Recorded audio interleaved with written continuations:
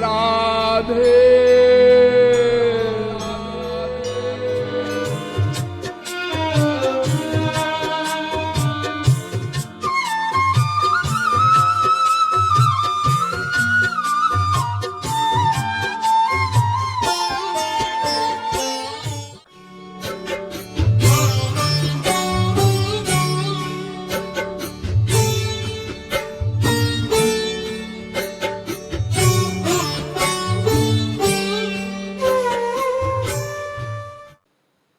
जो शब्द ब्रह्म और पर ब्रह्म दोनों में परिपूर्ण हो, ऐसे संतों से वेदों का अर्थ समझो। तद्विद्धि प्रणिपातेन परिप्रश्नेन सेवया उपदेक्षन्ति ते ज्ञानम ज्ञानिनस्तत्वदर्शिनः। गीता भी कहती है 4थे अध्याय का 34वां श्लोक, तद्विद्धि प्रणिपातेन परिप्रश्नेन सेवया उपदेक्षन्ति ते ज्ञानम ज्ञानिनस् तत्वदर्शिनः। जो ज्ञानी भी हो, यानी शब्द ब्रह्म को जानता हो, यानी वेदों शास्त्रों का पूर्ण ज्ञान हो, प्लस वो प्रैक्टिकल भी हो, तत्वदर्शी भी हो, उसने तत्व का दर्शन भी किया हो, ऐसे संतों के द्वारा वेदों का अर्थ समझो। तो क्या निष्कर्ष निकला? क्या धर्म है, क्या अधर्म है, ये वेदों के द्वारा समझा जाएगा। लेकिन एक बात और, ये जो धर्म है ना, कवयोप्यत्र मोहिताः किम कर्म किमर कर्मेति कवयोप्यत्र मोहिताः। क्या कर्म है, क्या अकर्म है, यानी क्या धर्म है, क्या अधर्म है, इसको समझने के लिए बड़े बड़े भी मोहित हो जाते हैं, यानी समझ नहीं पाते। क्यों? क्योंकि धर्म की साइंस बहुत बारीक है। वही चीज कहीं धर्म है, वही चीज कहीं अधर्म है। ध्यान दीजिए, कहीं झूठ बोलना धर्म है, कहीं सच बोलना अधर्म है। आप कैसे समझेंगे कहां सच बोलना अधर्म है, कहां झूठ बोलना धर्म है? ये महापुरुष ही आपको बता सकता है। आप वेदों को पढ़कर भी नहीं समझ सकते। अगर सैकड़ों वर्ष भी कोई वास्तविक महापुरुष आपको वेदों की बारीक साइंस, धर्म की बारीक साइंस समझाना चाहे, आप नहीं समझ सकते। इतने कड़े नियम हैं, प्लस इतनी बारीकियां हैं, इतने सब सेक्शन हैं उनमें। एक वेद में कथा है कि एक सज्जन मनुष्य था, तो एक बार वो जंगल में कहीं जा रहा था, तो कुछ डाकू उसके पीछे पड़ गए।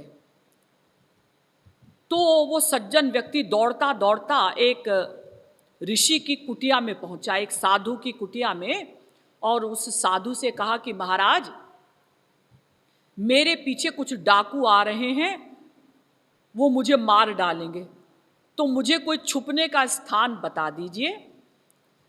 उस साधु ने कहा कि तुम मेरी कुटिया के पीछे छुप जाओ। तो वो कुटिया के पीछे छुप गया। अब जब वो डाकू आए तो उन डाकुओं ने उस साधु से पूछा कि भाई अभी अभी एक व्यक्ति यहां आया था क्या, आपने कहीं देखा है?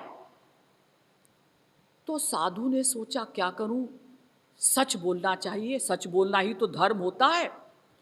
तो उन्होंने कहा हाँ हाँ, वो मेरी कुटिया के पीछे छुपा हुआ है, वहां उसको पकड़ लो। तो उन डाकुओं ने उसको पकड़ा और उसका धन लूटा और उसको मार डाला। तो उस साधु को नरक ले जाया गया। साधु ने यमराज से कहा कि महाराज, मैंने तो पूरे जीवन सच बोला, धर्म का पालन किया, आप मुझे नरक क्यों लाए हैं? आपने नरक मुझे क्यों बुलाया है? तो यमराज ने कहा कि तुम्हारे सच बोलने के कारण एक व्यक्ति का मर्डर हुआ। ऐसा सच बोलना ठीक नहीं जिसमें किसी का खून हो जाए। अब देखिए कितनी बारीक साइंस है इसमें, हम कैसे समझें क्या बात कब ठीक है। आप लोगों ने महाभारत में पढ़ा होगा, नहीं तो महाभारत टीवी सीरियल में देखा होगा, सुना होगा कि जिस समय दुशासन द्रौपदी का चीर खींचने जा रहा था दुर्योधन की आज्ञा से, तो उस समय द्रौपदी ने बड़े बड़े धर्मावलंबी, धर्म के ठेकेदार बैठे हुए थे, भीष्म पितामह, कृपाचार्य, द्रोणाचार्य इत्यादि। उनसे पूछा कि महाराज, मेरा एक प्रश्न है। क्या प्रश्न है? प्रश्न ये है कि जब मेरे पति जुए में हार चुके थे तो मुझे उन्होंने दांव पर कैसे लगाया,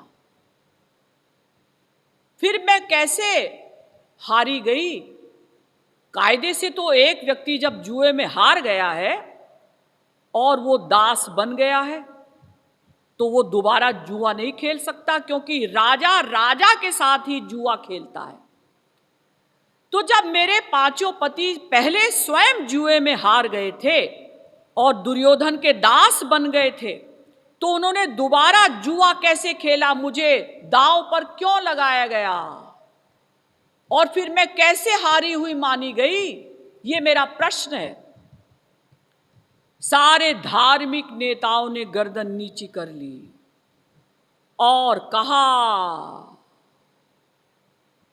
कि धर्म की गति बड़ी गहन है, त्वरितो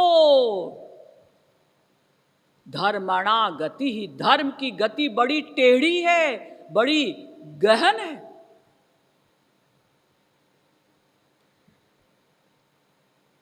अर्थात वेद के द्वारा भी अगर हम धर्म समझना चाहें तो भी हम नहीं समझ सकते, किसी संत के द्वारा ही हम समझ सकते हैं, क्योंकि मैंने बताया कि धर्म की साइंस बड़ी बारीक होती है।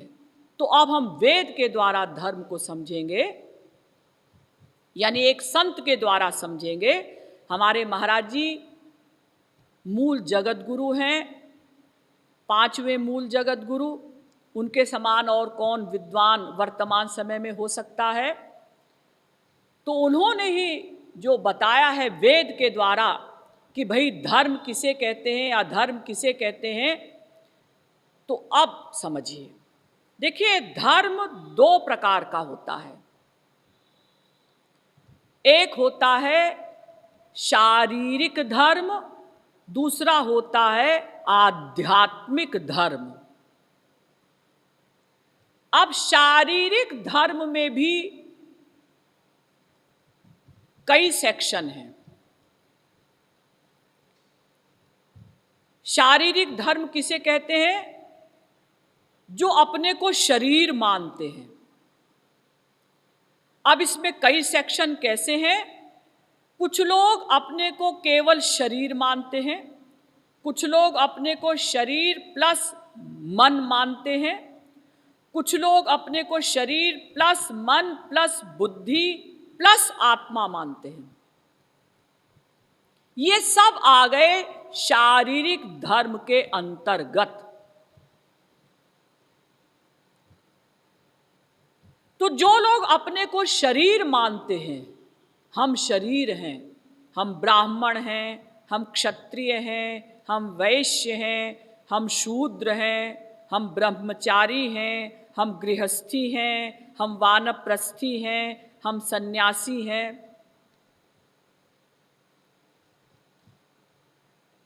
और साथ में आत्मा भी मान लेते हैं। लेकिन ये सब हो गए शारीरिक धर्म के अंतर्गत। जबकि देखिए, हम शरीर नहीं हैं।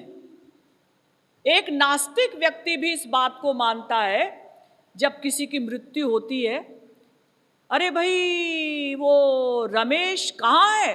अजी वो तो गया। गया? गया कहाँ? हाँ मतलब वो मर गया। मर गया? वो तो सामने है। हाँ जी वो तो उसका शरीर है, जो असली था रमेश वो तो चला गया। यानी हम जानते हैं कि हम शरीर नहीं हैं, हम आत्मा हैं।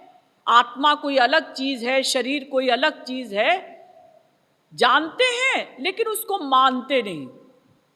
अपने को शरीर मानते हैं और दूसरे होते हैं जो अपने को केवल आत्मा मानते हैं। तो एक तो धर्म हुआ शारीरिक धर्म, दूसरा धर्म हुआ आध्यात्मिक धर्म। इसी को हमारे यहां कहा जाता है पर धर्म, अपर धर्म। पर धर्म माने जो केवल भगवान से ही प्यार करे, भगवान के नाम रूप लीला गुण का गान करे, भगवान की भक्ति करे, ये पर धर्म।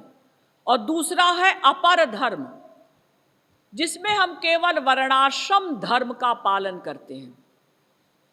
हम किस वर्ण में हैं, किस आश्रम में हैं, माने ब्राह्मण हैं कि क्षत्रिय हैं कि वैश्य हैं कि शूद्र हैं कि ब्रह्मचारी हैं कि गृहस्थी हैं कि वानप्रस्थी हैं या सन्यासी हैं। तो ये जो इसी को हम कहते हैं शारीरिक धर्म और इसी को कहते हैं अपर धर्म। तो अपर धर्म निम्न है और पर धर्म श्रेष्ठ है। यह है आत्मा का धर्म, पर धर्म। संसार में तो अपर माने अच्छा माना जाता है ना, भाई हम अपर क्लास में जा रहे हैं, लेकिन ईश्वरीय राज्य में पर धर्म श्रेष्ठ है, अपर धर्म निम्न है।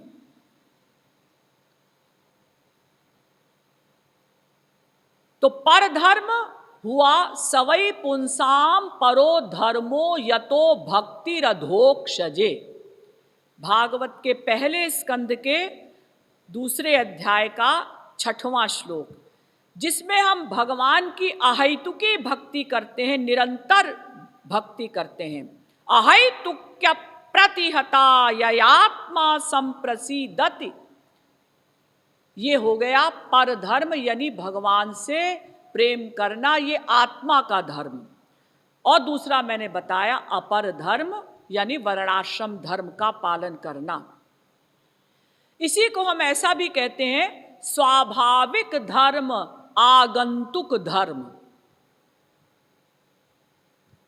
स्वाभाविक धर्म माने जो हमारा असली स्वभाव है, आत्मा का जो स्वभाव है, परमात्मा से प्यार करना, ये स्वाभाविक धर्म। और दूसरा है आगंतुक धर्म, शरीर संबंधी विषय को लेकर जो हम धर्म का पालन करते हैं, यानी वर्णाश्रम धर्म का जो हम पालन करते हैं, ये हो गया आगंतुक धर्म। तो स्वाभाविक धर्म जो आत्मा का धर्म है, परमात्मा से प्यार करना, इसमें कोई परिवर्तन नहीं। क्योंकि देखिए ब्रह्मचारी भी ईश्वर भक्ति करेगा, एक ब्रह्मचारी भी, उसके लिए भी नियम है कि भाई ईश्वर भक्ति करो। एक गृहस्थी भी ईश्वर भक्ति करेगा। मंत्रहीनम क्रियाहीनम भक्तिहीनम जनार्दन यत्कृतं तु मया देव परिपूर्णम तदस्तु मे। और वानप्रस्थी और सन्यासी तो ईश्वर भक्ति करेंगे ही। तो आत्मा का जो धर्म है, परमात्मा से प्यार करना। आत्मा चूंकि दिव्य है ना, इसलिए उसका धर्म है अपने अंशी परमात्मा से प्यार करना। तो आत्मा क्या ब्राह्मण क्षत्रिय वैश्य शूद्र होती है? ना हम मनुष्यो न च देव यक्षो न ब्राह्मण क्षत्रिय वैश्य शूद्र न ब्रह्मचारी न गृही वनस्थो भिक्षुर्न चाहम निज बोध रूपः। आत्मा की कोई जाति नहीं होती। आत्मा न ब्राह्मण है, न क्षत्रिय है, न वैश्य है, न शूद्र है, न ब्रह्मचारी है, न गृहस्थी है, न वानप्रस्थी है, न सन्यासी है, न मनुष्य है, न देवता है, न यक्ष है। फिर ये आत्मा ईश्वर का अंश है।